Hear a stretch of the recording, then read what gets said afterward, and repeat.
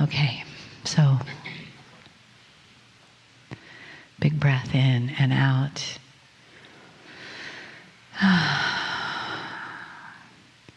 Continuing to feel the opening that you've created this weekend. The opening for love. The opening for your heart. And relax into the knowing that you're supported in this. That each and every one of our hearts and souls is supported and loved. And that we are not alone in this journey. That we have an endless supply of light around us and also within us when we turn it on. The kryon, the star mothers, the entourage, all celebrate us each moment. Each time we say yes to being divine, we are celebrated. Each moment we say yes to being loved, we are celebrated. Each moment that we heal, that we surrender to the path before us that is guided so beautifully by Spirit, we are celebrated. Take a breath. Let yourself feel what it is like to be honored as the human here, opening the portal to their divinity.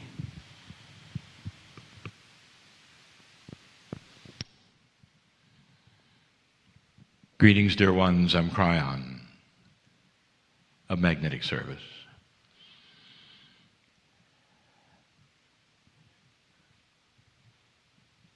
"30 years ago, I came to my partner in a very cryptic way. To him it was frightening, but he got over it. There are those who would ask the man, the engineer, what was the turning point? When you had all of the logic that said this could not be. You had all of the fear from those around you who had said, be careful, it's evil.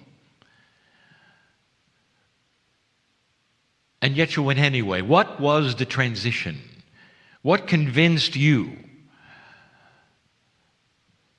I'll tell you this, I knew the man well enough to know what would win him over. He wasn't ready for it. No amount of logic can ever surpass love. It cannot. And when he sat in the chair over and over, he had the most amazing love wash he had never had before, ever.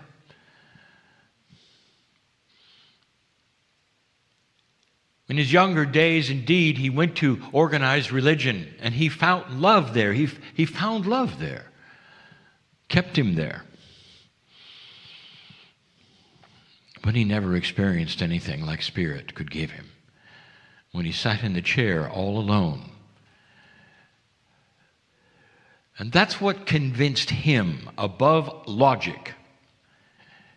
Love has no logic. Dear ones, you know, you can't explain it. And we've said it before. It's kind of funny to think about it. Two people, one staring into the eyes of the other, they're both taking a deep breath, and one says finally to the other, I love you. And the other one says, what do you mean by that? Would you explain it? And you don't. You can't. And you wouldn't. You all know that even human love has attributes that are so beautiful. It can cause anxiety at certain levels where you cannot sleep at night. There's too much love. Falling in love is the most beautiful things that humans can do. And you can do it with each other, and you can do it with an animal, and you can do it with God. Falling in love is almost eyeball to eyeball. It's a relationship that you have that you can't explain. You can't explain it. Some people may ask you what happened at this meeting, and you can't explain it. You might say, well, I learned something. And when they say, well, what do you learn? It's tough, isn't it? What if you learned that love is so big that it changes your own heart with you? What if love was so big that it goes beyond anything you can even explain to anybody? But you come out feeling different.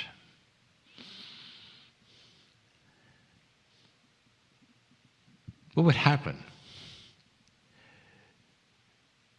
if all of a sudden you found that you had something that you never thought you had before, that you were loved in a way you never thought you were loved before? You'd take pause, perhaps. You'd think about it, and some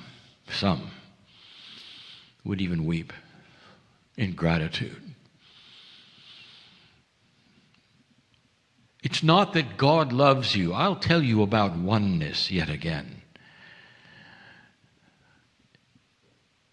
If Spirit, God, is the master creator, the master physicist, the master biologist, the one who has orchestrated life on this planet, then that entity, that beautiful consciousness, knows every plant, every weed, every leaf, every grain of sand on the earth. Not just in a linear way, but in a multidimensional way. The creator of it all. And you can't just say, well, I discovered that God loves me. I'll tell you what you discover. In the oneness of everything, you discover that everything loves you. Have you ever met a tree hugger? Oh, I'm sorry, there are some here. And perhaps you were a tree hugger before you ever got interested in anything spiritual. Perhaps you were the ones that said, well, you know, my spirituality is in the forest. That's where it begins. Because you go into the forest and you feel the unconditional love of nature for nature. You realize you're part of the system of nature. And when you walk next to the tree, some of you can feel the consciousness of the age, of the wisdom, of nature itself. And you say, I'm home. This is where I should be. This is where I belong. And this becomes your church. And rightfully so. It is the beginning of the understanding of oneness. If you ask the tree hugger, does the forest love you? And the tree hugger would say, that's why I go there. Yes. I can go there for solace, and I can breathe the air, and I can feel the love of all things. And even if you weren't spiritual, I'll tell you, you felt the love of God. How do you explain to anybody if you suddenly have a realization, aha, an awareness, an awakening, that to be loved by the Creator is to be loved by every piece of matter in the universe? There is an experience when you walk into the woods, tree hugger, and you know it, that says not only you are one, but there's caring there. The caring is that you are part of the system. And the forest does not then point at you and say, stay away, you're evil. The forest welcomes you. The trees breathe, and they give you oxygen. One of the most amazing experiences to walk into the rainforest. We've said this before, the greatest creation of oxygen comes from that which you call moss. There's more of it growing than there are leaves. And it coats the trees in the rainforest. When you walk in there, you feel so good. You are over-oxygenated. That's what you're feeling. Why would they give you so much oxygen? Dear ones, this is the lifeblood of your system. You oxygenate when you walk into the forest. The trees are greeting you in a certain way that says, you're welcome, you're welcome. And if you could at least begin to transfer that in the civilization that you live in the culture that you live in, even if you're mid-city and you cannot see bushes or trees for a long distance, even if your feet cannot touch dirt and they're only on cement, I will tell you this, that you can be in the forest. Because the very air that you're breathing came from the trees and the moss who say, I know you, I love you. And you are one with all things. And that is part of the creative source. Can you understand oneness to the degree that to be loved by God is to be loved by every piece of matter anywhere? The Creator's matter knows your name.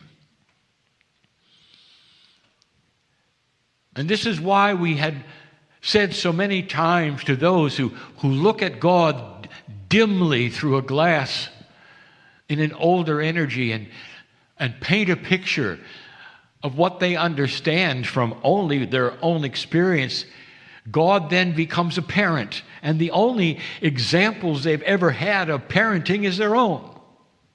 And all through history then, God becomes a human parent. It's as good as it gets because they cannot fathom anything more than that. And you see the result of it because God has then become a dysfunctional parent to so many. The God who loves you beyond measure is the God who will then punish you beyond measure. It doesn't make sense. But there's no judgment in this because this came from an older energy. Before the energy started to develop and enhance itself so that you could see a little clearer through that veil. And the first thing you saw through the veil was not punishment or anger, but light. There are criticisms of those who believe what they believe in this very room, listening to this channel. And when they say you have no substance, you have no prophet, and you have no doctrine. So you just float around in la-la love land. God bless the floater. Because that floater has not just a tree hugger, he's a God hugger. One who understands that a prophet is not really necessary if you can emulate the Creator itself.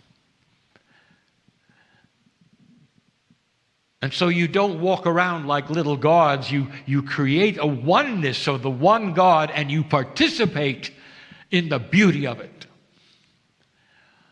And in the participation of the beauty of it, there then comes wisdom.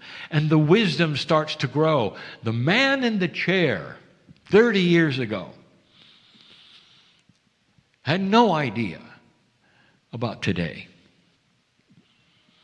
And in that growth that he had to learn to get out of the way of himself. He had to learn the difference between channeling information and ego. He had to make up his mind how he had to survive in the channeling experience. And it's different, dear ones, than if you were to survive in a channeling experience. He had love pouring into him. so strong that he couldn't talk. He couldn't think. And so he started writing it down instead because it was safer. He was afraid of what people would think. He made finally the books he had, and he made his name small enough that no one could see it, and he put it on the back. That was fear. It took him years to go beyond that. The human has to get out of the way and practice getting out of the way, and it takes practice over time. But I'll tell you what happens. The body starts to understand what you're doing. Dear ones, as you sit in front of me, are you aware that if you start the progress and the process of progress, of enlightenment, the body knows what you're doing? Every cell was made by the Creator. The patterning of the Creator is in you. Your innate knows who God is and your higher self is. All the things that you claim are higher within you are part of that creative source that you're trying to get to and understand better. And when you start the process, the body understands. And it starts to then give you an allowance for understanding. That's what happened to the man in the chair 30 years ago. That over time, he began to recognize the difference between himself and his consciousness and the pure consciousness that comes from the other side of the veil.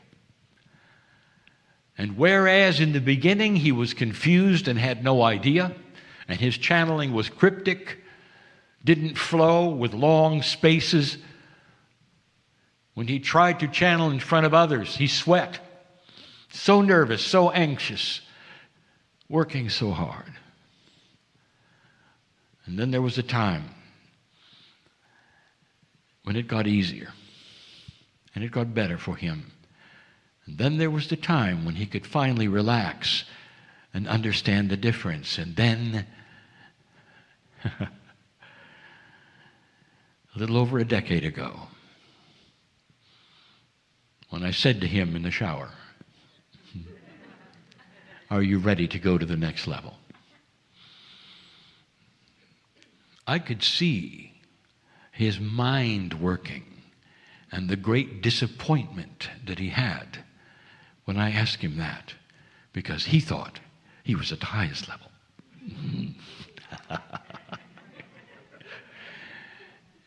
At some level, in linearity, in an older energy, perhaps. But I told him the next level is a meld. A meld so that when you walk around every single day, you're in channel. And the channel that you're in is not the kind in the chair you listen to now. It's the one that has one foot on the other side of the veil and one in this one. The one that walks around and sees humans differently. A meld where you don't have to really try as hard. Where your ego does not get in the way. It sits in the back seat and irritates you. But it never gets to drive the car. That's the meld that is coming to you. You ask linear questions, you always do. How can I do this? How can I do this? What do I do about the duality? What do I do about this and that? Never understanding that you're working too hard.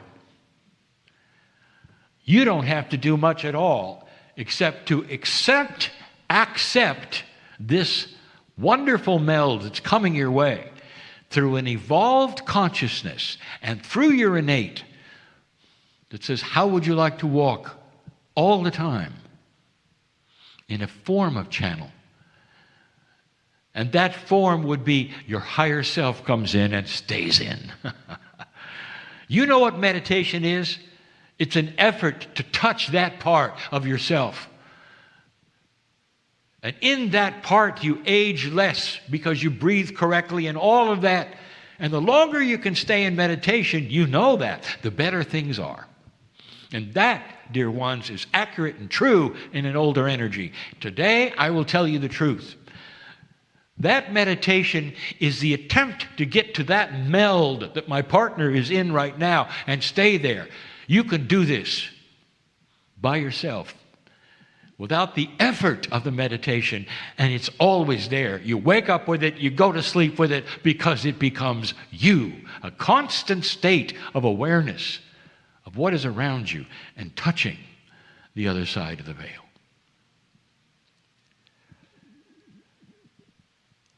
We have admonished those who call themselves New Age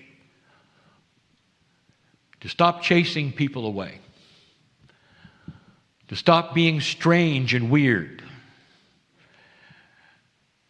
And there's a reason why some of you do that. And that is so you be left alone. In your own way, to worship in your own way, to be your own spiritual person and not have those bother you. And now we have told you so many times, you accept this meld. You won't be weird. You'll walk around and you will look not only normal, but beyond normal. You'll have a love quotient, which is more than most have. And you'll be seen as loving and wise and safe to most people. The attributes of the masters who walked this planet is they were safe. People could approach them. They wanted to be with them. There was no competition of conversation. The masters of this earth had something in common, all of them. They listened. And when they listened, those who would talk to them knew they were getting through, and they were being loved every moment that they were being heard. This is the new human. The tree hugger doesn't have that not that much wrong with that, you know. That's almost all the way there. Without any spirituality, the tree hugger has it all. Now you add to that the knowledge of the spiritual soul that is involved, that you are. And now you know why the forest greets you. Did you know that Gaia was created for you? There are those who believe that humans are the worst things that ever happened to Gaia. You'll get over that, and you will learn the partnership as you stop polluting. But a truth that you should know is this, is Gaia was created for you. That's your best friend, this planet and all that it represents. And it's so close to the higher self that you want to touch. I close this message again with the knowledge that I'd like to give you and the wisdom I would like to give you. It says this: you are part of the system of beauty on this earth. You never, ever came to suffer. An old energy system will tell you that because that's all they knew. Be the ones to start something new. And that new something is self-sufficient God within, oneness with all things that brings you to wisdom and a place of balance where anxiety and worry for you personally has got to get into the back seat. Because what you emanate in a meld with spirit is beautiful and light-based. And that will be your normal. The pendulum is swinging from dark to light on this planet and illuminating so many things that are inappropriate.